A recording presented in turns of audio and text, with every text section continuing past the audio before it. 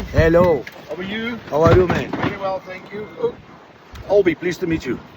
Nice to meet you. Hi, I'll be. Geldik. You're welcome to board. Uçuruq indi Johannesburgdayıq. Hi, how are you? I'll find you. Thank you. Charter çağırdıq, charterlə uçasıyıq. Həmin Ov zonasına.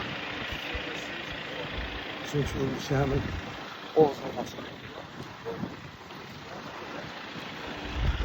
Ən necə deyərlər səviyyəli Ov zonalarından birində də bizim reytingə görə qəbul edib.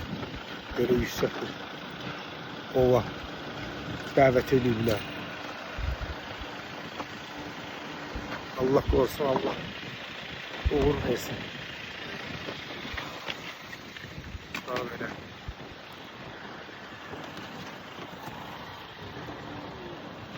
Bizim hala burada bir müddet olmalı. Bundan sonra biz uçacağız